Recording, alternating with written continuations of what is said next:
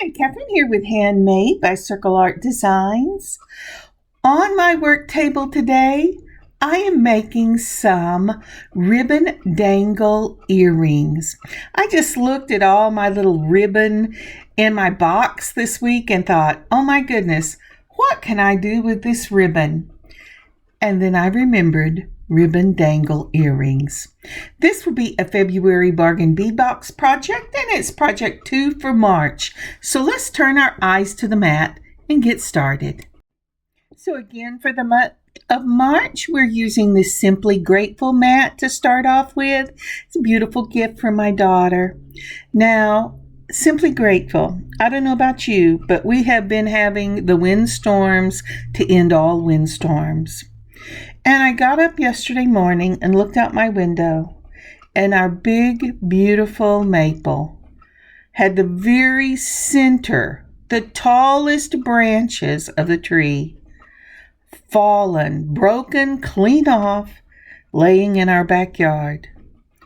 But the grace of God was that it did not hit the house, and other than the damage to the tree, there was no damage of home, roof, anything in the backyard, or power lines. So I am truly grateful for that. So, with all the storms of life that might be coming your way recently, what do you have to be simply grateful for? All right, let's turn our eyes to the mat. So from the February Bargain Bead Box, we're going to start out with these enamel butterfly charms in a cornflower blue. Oh, they are just beautiful. They are 20 millimeter and you get 2 of them. So next up from that November Bargain Bead Box, we have the crystal faceted triangle beads. And these, I believe, run 4.3 by 5 millimeter, and we've used them before. And we're going to need these fold over ends for our ribbon. And let's see, what else? Oh, yes. And for this, I'm not making my own eye pins. I am using the eye pins from my stash in the silver. And this is all I have left of that beautiful blue that I used back at Christmas time this year. Isn't that pretty? I'm going to use that for these earrings. They have just a little bit of sparkle to them. We'll also need some 20 gauge and some ear wires. So those are 20 gauge head pins. We need the soft little head pins. Now for this, I'm going to be using 7 millimeters in length of the ribbon. And I'm going to measure out my first one. And then once I've cut it, I will measure out the second one against the ribbon, not against the ruler. And you say, well, why is that, Kathryn? Well, that's because I have shaky hands. And just because I hit at 7 millimeter, it doesn't mean that I will cut at 7 millimeter. And I want these to be as close as possible to the same size. So we've cut the first one. I'm going to lay it right on top there. I'm going to make it even out to the bottom, and then I'm going to clip them again. I love these little scissors. I don't know what you call them, but I got to, excuse me, my nose is runny. I got them from Amazon in a bag of 4, and I really, really like them. All right, let's continue on. Now, once you have gotten your ribbon cut, go ahead and check and see which one is the outside. You want to fold it with right sides on the outside so that the wrong side will be touching together. Then you place it inside this little crimp end for your, I dropped it. Okay, so you place it inside the little crimp end and make sure that you've got it just on your thumbnail. You're going to have to hold this to get it right, and it should fit just like that. And I am using my eye pin to make sure I mash down that edge. Then I am going to take a pair of chain nose pliers. Mine have a grip. I'm going to mash one side, make sure it goes in. Now, once I've got it started, I'm moving over to a smooth tip inside to make sure I get it gripped correctly. And then we'll do the other side. Push that back in, and then we'll do the other side. All right, once we've got that put back into place, let me get the right ones. I dropped them. And let's go ahead and let's mash that down just like that. We want to make sure it's in there. And I'm going to take one more time and mash this in. Now this is a little fiddly. And you know, I've seen people that can do this and they do it perfectly every time. But again, that is not me. My hands shake too much for it to be done perfectly. But the point of this is you want to mash one side down, then making sure the end is still tucked in the other side, you want to mash that down as well. And if you notice, I'm really mashing on this, and that's because of my hand strength. It's really not that hard to get mashed down. So once I've done that, I'm making sure the front is straight. And I have got an end on that pretty little loop. I really like those little loops. And now we're going to do the other side. So just like we did before, go ahead, find the front. Sometimes it's hard. You have to let the light shine on it to see which one looks shinier or which way the weave is going on this thread if you have not paid attention whenever you cut it. And I have to tell you, I just laid them down and I didn't pay attention. So now I'm going to take and I am going to push in this into my end crimp there for this ribbon. You usually can use this with thin leather as well. And once I get it in, I quit fiddling with it, hold it with my thumb, and I am trying to get the loop itself out of my way. You don't have to do that. You know, you have to, whatever works for you. But I'm going ahead and using the chain nose, and I am mashing this pretty hard to make sure it's down. Then I'm going to flip it over and I'm going to mash the other side once I get it held really well. Okay, so again, we're going to take it and we're going, oh, come on, Kathryn, you can do this. Ah, that's right. I did do the rest of them that way. So I'm holding it with my curve just to keep it, because it keeps slipping out of my hand. Again, that may not be something you have to do, but with the strength in my hands, it is something I have to do. And did anybody notice that I put a little glitter on my fingernails? Yay! Don't count on it being all the time. But I did get my fingernails painted, like the first time in like 3 months. All right, so I've got that closed. I give it a tug. And now you see that little thread that's coming out the top. There's a couple of things you can do for that. One of them is you can take a really sharp pair of scissors and just clip them. But I have to tell you, when I'm doing this, I hold it in my round nose pliers or my curved nose pliers, and then I take a match and I just melt the ends. And now that I've got that the way I want it, that one's ready, and I will seal those off before I put on the ear wires. So now we can set those to one side and we're ready to finish assembling this first pair of ribbon earrings. So the first thing we're going to do is we're going to use these triangle beads, and we will also be using the enamel butterflies. And I'm going to go ahead, let's see what I want. Oh, and I did want to pull, let's see, some of the flower spacer beads, but I will tell you that I did not use these for this. I decided it was too big. But what I did pull was the corrugated spacer balls that were from a previous bargain bead box. So let's go ahead and let's start out, in case you like this, with a triangle, a flower, and the flowers are also found in the February Bargain Bead Box. And they still had some up on the website on Monday, but I didn't like the way that looked together, so I'm going to pull something else. Now this is the floral bead caps.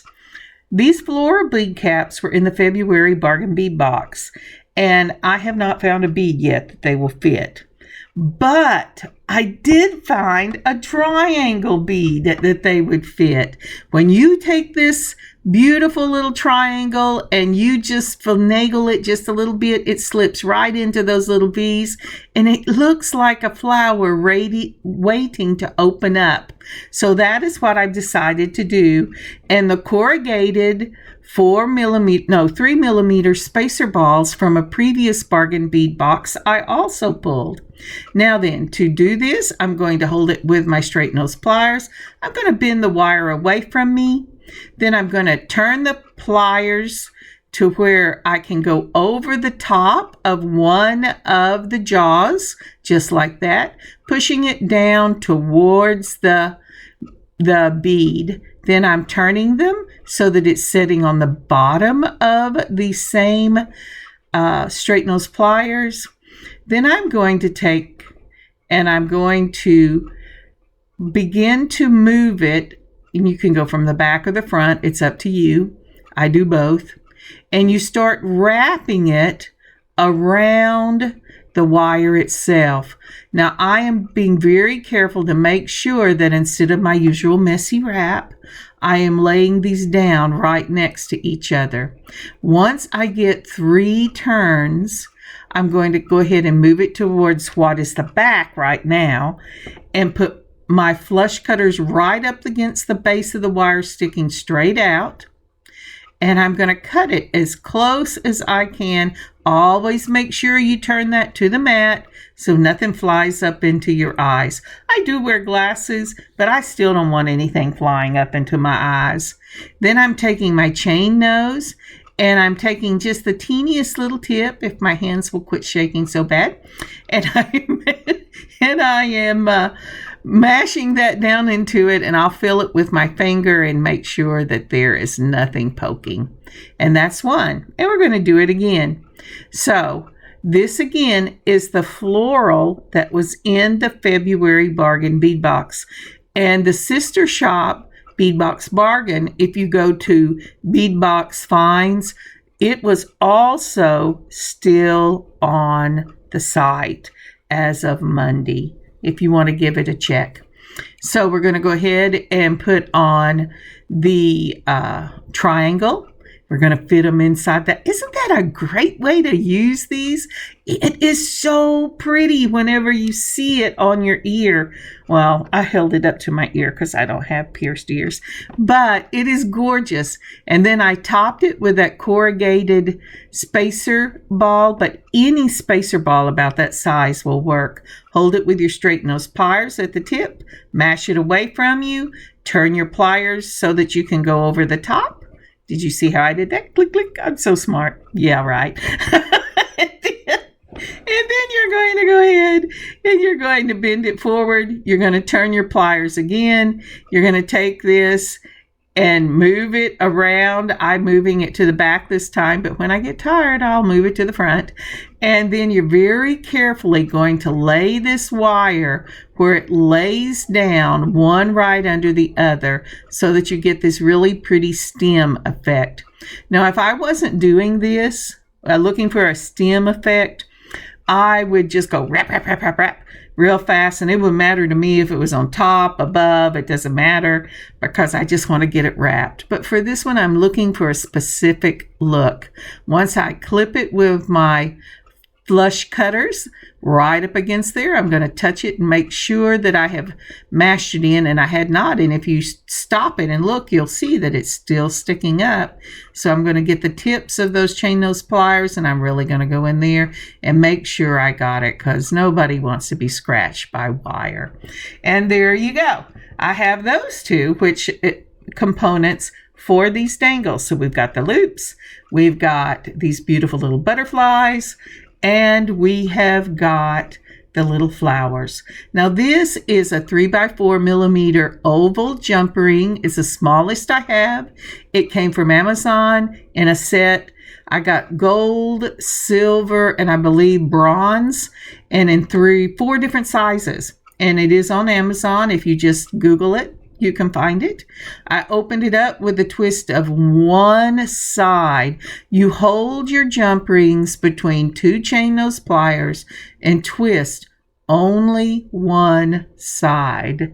I started off wrong. So now then I've added the component, the flower component, and I've added the butterfly component.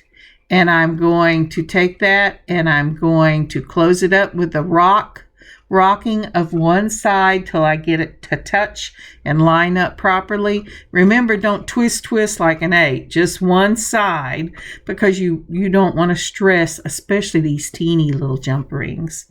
All right, once I've got that done, I'm going to go ahead and I'm going to do the other side the same way. I'm going to take it in my, I find round nose for me with what I have to work with the best. Open up one side. Again, I'm going to put on my component. I want the bud to be touching where the butterfly is touching as well. Then I'm going to put on the butterfly. Then I'm going to take these chain nose pliers and I'm going to go ahead and rock it closed with one side. Let's see if I got it. I kind of slipped a little bit. I'll hold it with that one and twist with that one. And we have got it. So now I have both of these components ready to go on my ribbon loops. Now you have to make some decision. Do you want this ribbon loop to face the front or the side? I like, for once, I like my ribbon itself to face the side. You see the loop from the side, which means my butterfly is going to face straight down. It is a personal preference as to how you want your loop to face. So I'm going to take it just like that. I have a large jump ring. I want the jump ring to be part of the design, or I could have picked a smaller jump ring. But I'm looking for a balance in what I'm doing. And I don't think if I put a smaller one on, it would really be balanced between the ribbon itself and the components I have on the bottom. So I'm looking to see, do I have this thing on the right way? And I really don't, because this is not 2. So I had to take the component off and turn it. You want where you folded on the ribbon, that's the back of your earring. But do you see how this is going to go straight down from the front of that ribbon, and you're going to see that beautiful blue ribbon instead of just the edge, and you're going to see the butterfly then. So again, look, hang on, let me see if I can get you a picture of this. They always say a picture is worth 1,000 words, so let's see if I can help out with this here. Starting at the top where we have the crimp ending there, you want that ending, the top, to be the flat surface, not where you folded. The other side where you folded it will be the back. So if you go down from there, you see just what we would first consider in anything else the side of the earring. It's the completed piece of that ribbon. Whereas what you're seeing from your ear, from looking from the side, you'll just see the edge of the ribbon. So you want a straight line of that blue going down to the jump ring. That's why I used a large jump ring. And you could even use a heavier gauge jump ring if you wanted, or a decorative one. I just didn't have any for this particular one. And I don't think I would have used decorative even if I did, because I want that beautiful flower that we've made, that the butterfly is flying around, to be the centerpiece of this earring. It is a beautiful dark blue sky, followed by that flower and the beautiful blues and that enameled butterfly. So this gives it a balanced look. Because this will be worn on the ear facing forward, because of the ribbon, where we want the ribbon to be, we want to make sure that everything is balanced from there. It's a matter of making sure that all of your little circles, except what you join with, end up being in the same plane. The ribbon itself, it is in a horizontal plane. The giant jump ring is in a vertical plane. The loops on our flower component, both are in a horizontal plane. That teeny little butterfly, again, is in a vertical plane, giving the butterfly in a horizontal. So you always want to make sure you have 2 horizontals to 1 vertical, or 2 verticals to 1 horizontal to get your things to lay flat. All right, let's continue on. So let's go ahead and make our second earring. I'm taking time with this one because we're going to be repeating a lot of these processes, and I'm not going to take as much time with it on the rest of these, but I wanted you to see it in this first pair. So I've opened up my jump ring, I've put on my component, then I've put on my loop, and now I'm rocking it closed on one side only, and I have this one done. Now then, these are ready for the ear wires. Now you'll notice the butterflies face the same direction. Normally I wouldn't do that, but these enamels are not finished with enamel on both sides. So I want the butterfly enamels to show. Now, isn't that pretty? I just love these. They are so pretty. But now it's time to put on the ear wires.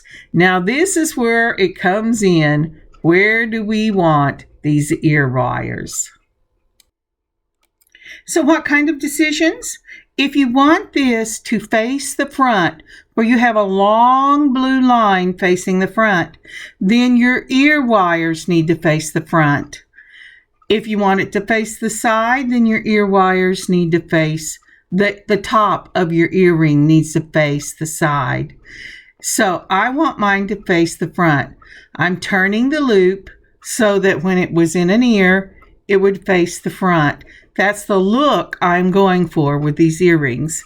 And if you've ever bought any earrings from me, you will know that that's a deliberate thing on my part. So again, checking to see where the plane lines up. Remember, you want to put a horizontal and a horizontal plane together, or a vertical and a vertical plane together. I'm going to use one of these small jump rings. I've turned the earring to the front. I'm going to go ahead and put this on the components that we put together on the jump ring and the ear wire, and then I'm going to close it up by twisting only one side.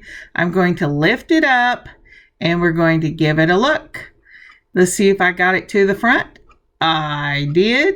Let's see. Oh, yes, and it's going to hang exactly where I want it to hang. So we're going to go ahead and we're going to, oh, nope. Did I get it on backwards? I did. Okay, let's try this again. All right, so that's got it. And we can put it on the mat. I was going, what? I was looking to see if I had a rough spot. I was afraid I had touched a rough spot. So again, front of the earring, and then we have, just like that, the second one done, front of the earring, so that it lays straight down. And until you learn, you kind of have to play with it. You hold it up and you say, okay, what's making it twist? But isn't that pretty? I just love them. When we're ready to go on to the next pair.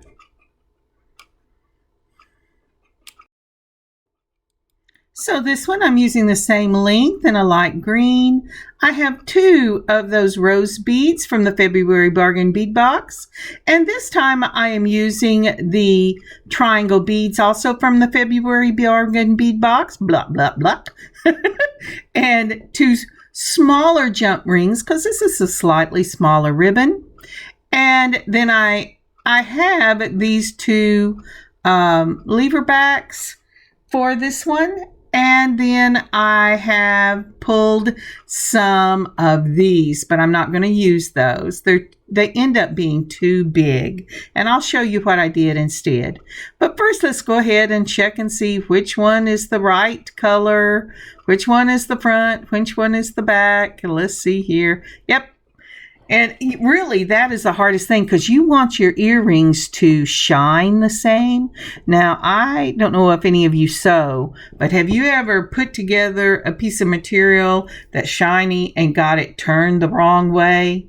And the shine on one side of your shirt or dress is different? That's what will happen. So did you see that?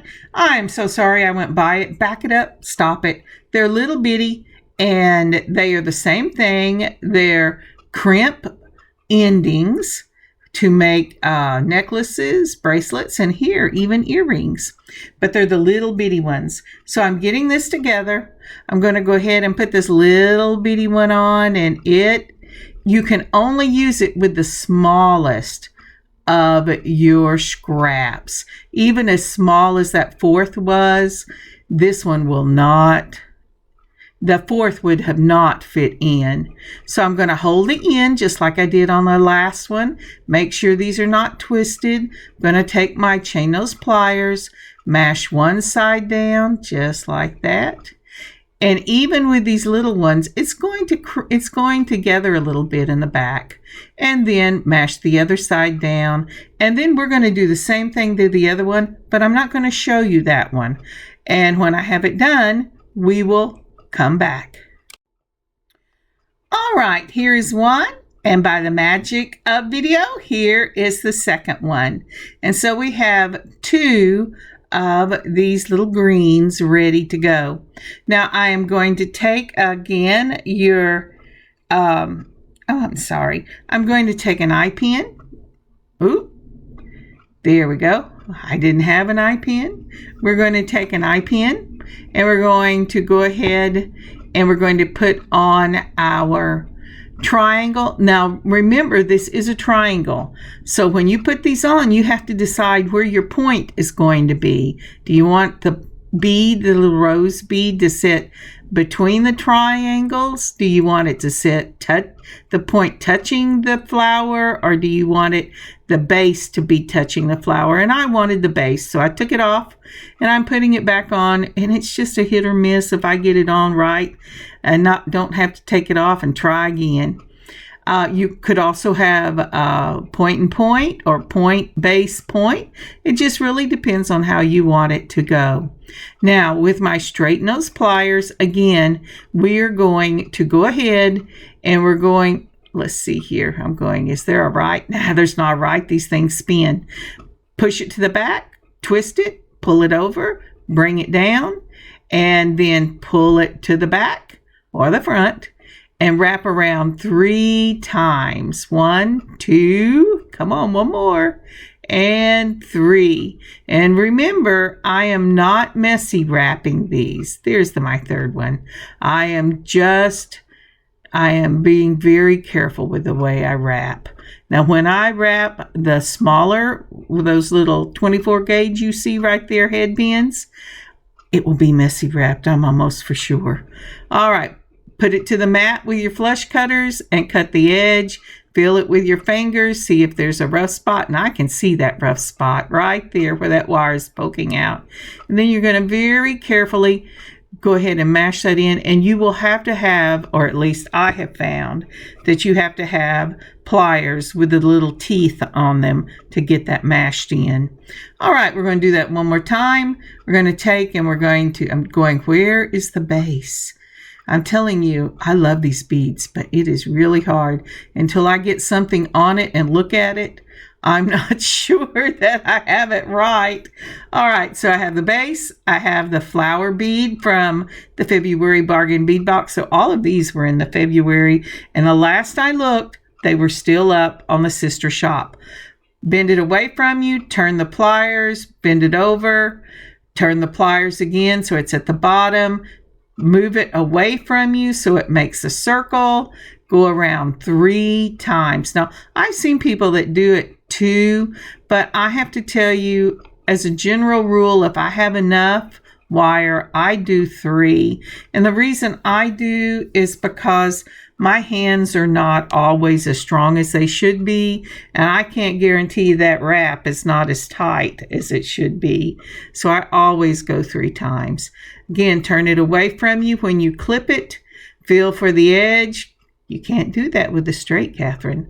And you have to use your chain nose pliers, and you go ahead, straighten up your circle, close that up. I'm going to have to straighten I don't know how I ran it to one side, but I did. And so you have your component right there. But now we used an eye pin, and we have a place we can put a dangle. So this will be a 3-step dangle earring, just like the others were a 3-step dangle earring. So what we're going to do is we're going to take that 24 gauge little wire head pin.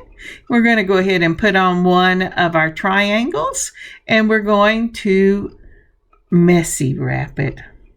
So I want to go ahead, because it's hard to hit that base of that triangle, and put one of the serrated beads on there from a previous Bargain Bead Box. We're going to mash that down. We're going to move it over. We're going to come around the top.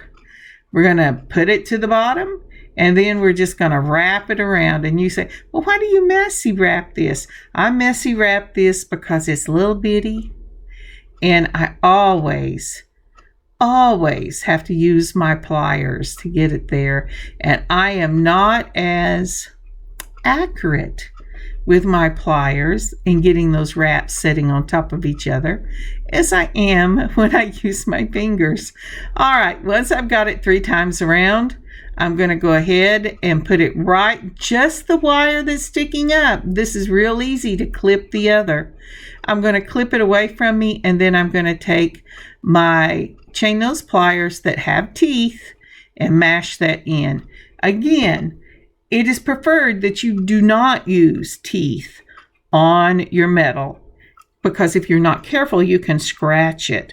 But I've been doing this for a long time, and I have to have the teeth to grip it, or I just keep slinging it out into the ether somewhere. Okay, so all right, now what are you doing? So we're going to go ahead and wrap the other charm. We're going to come around just like that, and we're going to wrap it around as close to 3 times as I can get it. And I missed it right there, and it shifted, but it's okay. I got it back to where I was. The good news is, after you've used your straight nose pliers for a while, you have a tendency to rub the finish off where you always go. So you can go, oh yeah, that's where I was on these things. Again, you're going to grab it just like that, turn it away from you, clip it, and you have got it, and it's ready to be tucked in. Just a little tuck. I'm going, all right, it might help if you use the right pliers, Kathryn. All righty. Just like that. Now, when I first started out, I used only smooth pliers, because you can almost guarantee you're not going to scar your metal. And when you're first starting out, it really is important that you use something that you can make mistakes and it won't ruin your piece. But over time, as my hands have developed the shaky and lack of strength, I have to have the ones that have the little teeth in them. And then I am just very careful whenever I'm using it. I know it doesn't look like I am, but I've had to speed this up a little bit because I am so slow that you could grow ivy in the time I get the stuff done, or at least root it. All right, I'm using the little bitty ovals again. I've opened it with one twist. I'm putting on my component, and then I am putting on my charm. Now, if you didn't want to use your ribbon scraps, any of these things I am doing today would look beautiful as smaller earring dangles. And my daughter came through and said, well, Mom, why don't you make a second pair of everything and just leave off the ribbons? Then you have short dangles and long dangles. And I said, maybe another time. Don't get me confused at this point. And so that's what I'm doing here. I'm putting the charm, I'm putting the component, and I'm going to close it up. And this will be the bottom that will go on our loop dangle, that beautiful ribbon dangle. All right, feeling it is saying, no, Kathryn, I don't want to close.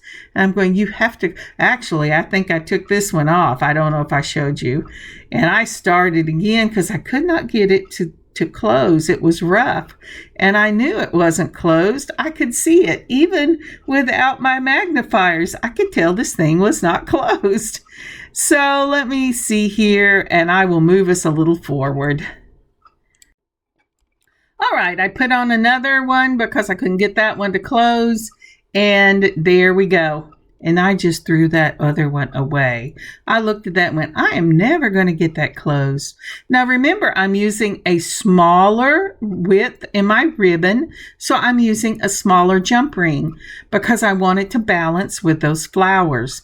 But still, it is a larger jump ring than I would normally use.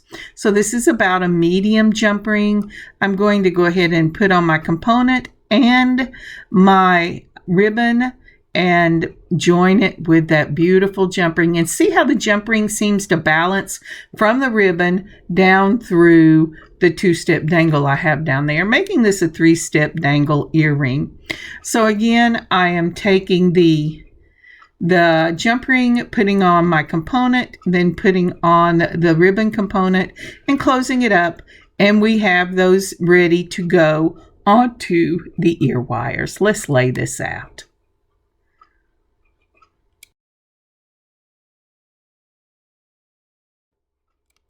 All right, after thinking about this for a moment, I went ahead and put up the lever backs. I'm going to go ahead and go with these fishhook ear wires because I really do have to have the circles, those loops that I'm joining in the same plane. So again, as I have done in a previous, I'm going to take and I'm going to twist these to the front. Just like that. And when you're twisting these, be real careful with them because they are really easy to break. But I do twist them. I've got some very small round oval rings this time, and those come from the Fire Mountain that I used in a previous video. If you want to take a look at the one before this, and I will show you those. It's a mixture that you can get. I open it up with the twist of the wrist, looking to see which one is the front, which one has the fold. And we're going to go ahead and put on.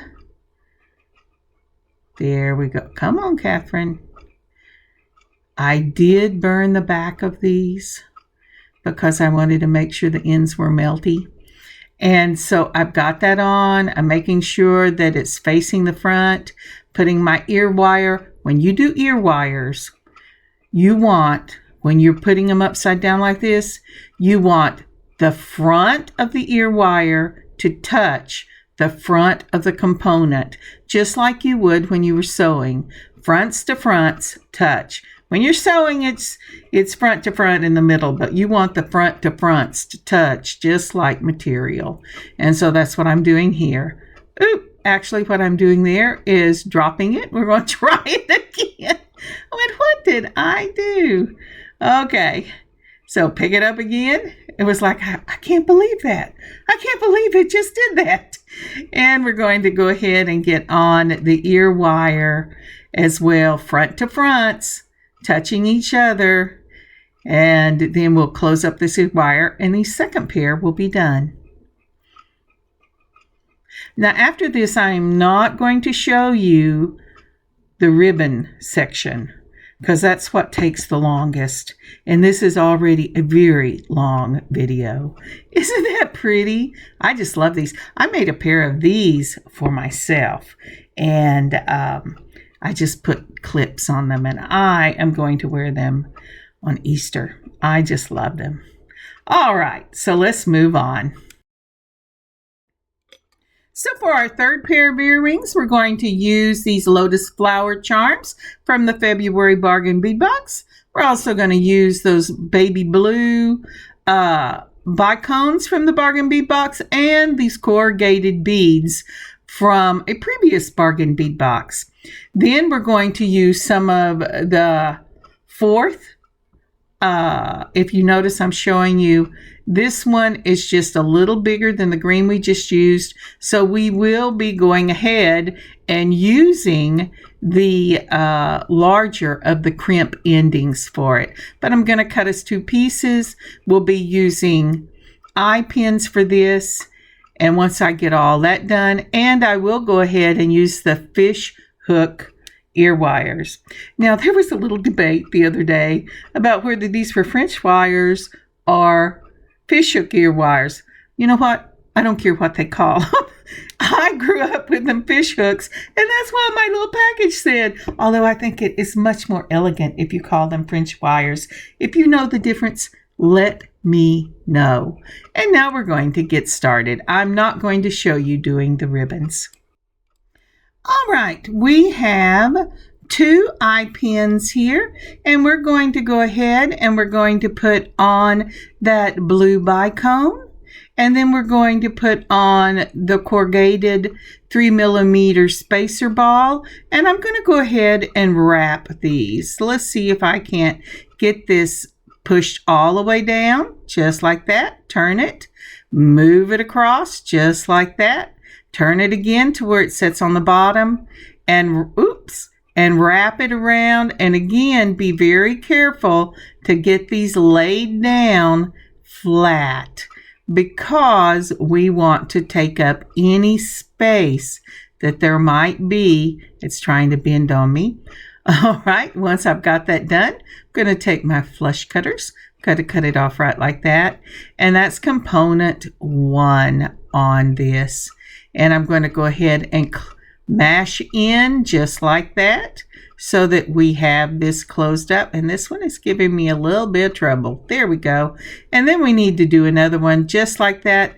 And we're going to go ahead and put on our bicone and then our spacer ball.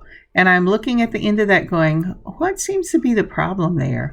So let's see if I can't straighten this up. It was twisted and it was not a happy camper. So we're going to make sure that's sitting in the right place with my straight nose pliers. And then we're going to go ahead and we're going to, just like we have, bend it away from us. Then turn the pliers to where you can bring it over the top, all the way down to the beads. Turn it to where it's sitting on the bottom of your pliers.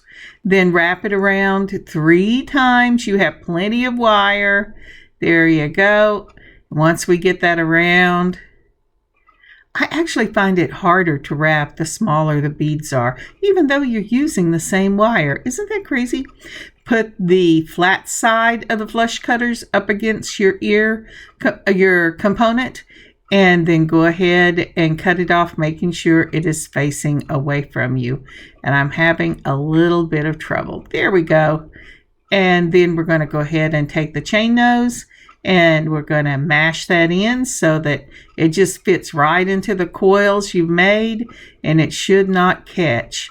And we've got those 2. Now then, these are ready, believe it or not.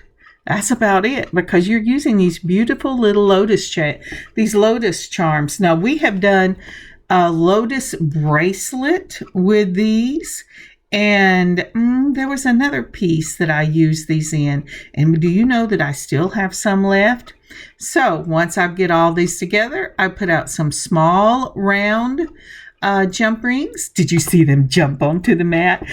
And then I am going to open a small one with 2 chain nose pliers. Just twist one side. I'm trying to grab that with just the first of the little teeth in my plier because these are so small. I'm going to go ahead and put on, okay, wait, am I about to make a mistake?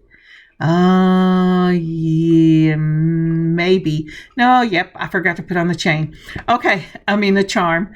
All right, so I've got this on, and I'm putting the charm in the loop that is touching the bicone. For this piece, that spacer ball will be the top of this dangle. But remember, even though this is small, it is still a 2-part dangle. And the wonderful thing about having 2- and 3-part dangles is that They give so much movement.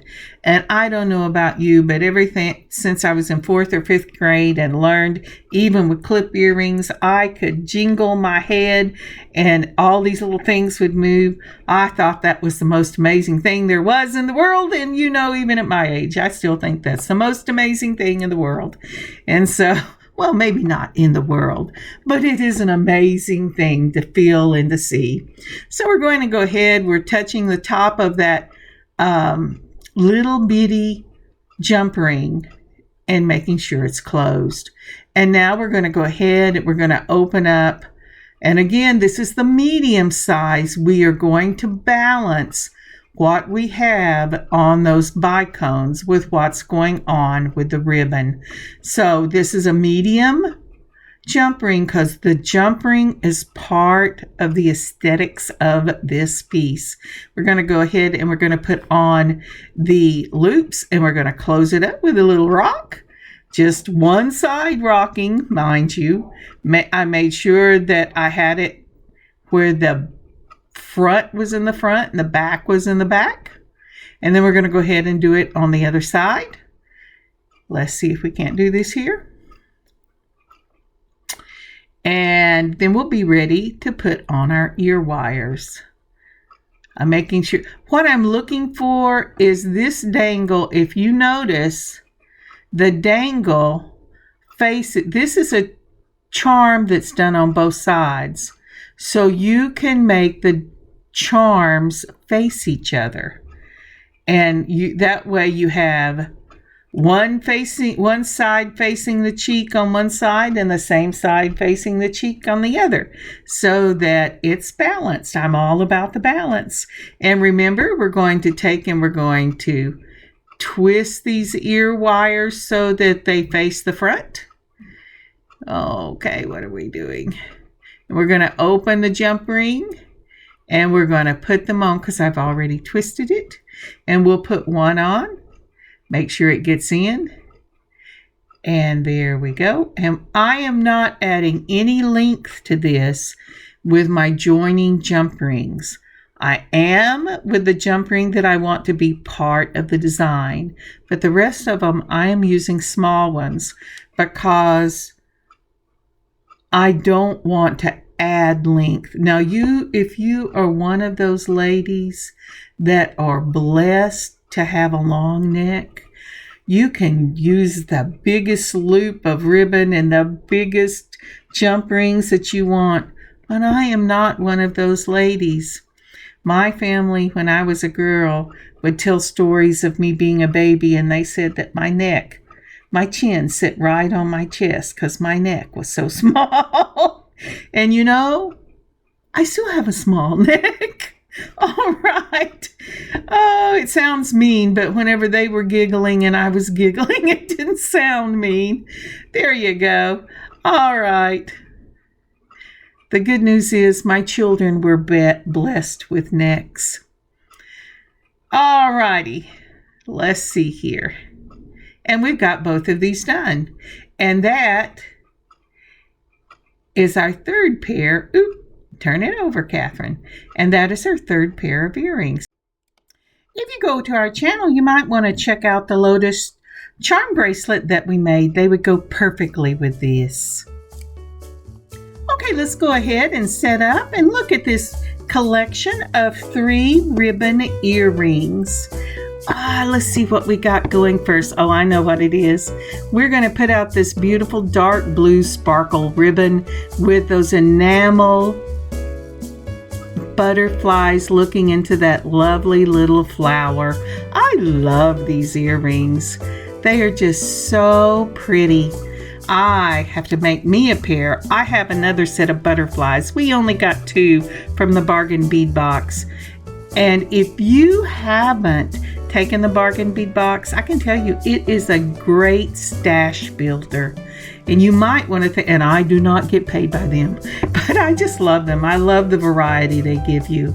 And then we have this lovely spring green with the blue of the sky and the flower. Oh, it's just gorgeous. What a pretty color for Easter. And then last, this white lotus ribbon. Oh, that's gorgeous too. I love these. Now I have something similar coming using leather, but that will be later in the month. And I hope to add some other colors from my ribbon stash later on. Isn't that gorgeous? I just love these. So pretty. I just love making these ribbon earrings, these beautiful dangles. I know that other people have done them in years past, but I think it's time to bring them out. After all, think of all the ribbons that you have in your stash and what you might want to do with them. Are you saving little pieces for something? Thank you again for joining me today. I hope you had a good time. I hope you laughed with me. You can even laugh at me. I don't care. But I had a great time sharing this block of time with you. These will be up in our jewelry drop later in the month, and I'll let you know on community when I drop them. Look in your own stash. See what you have to make beautiful little ribbon dangle earrings. And I will see you next week. God bless y'all. Have an amazing beading adventure of your own. Kathryn, Handmade by Circle Art Designs. Bye, y'all.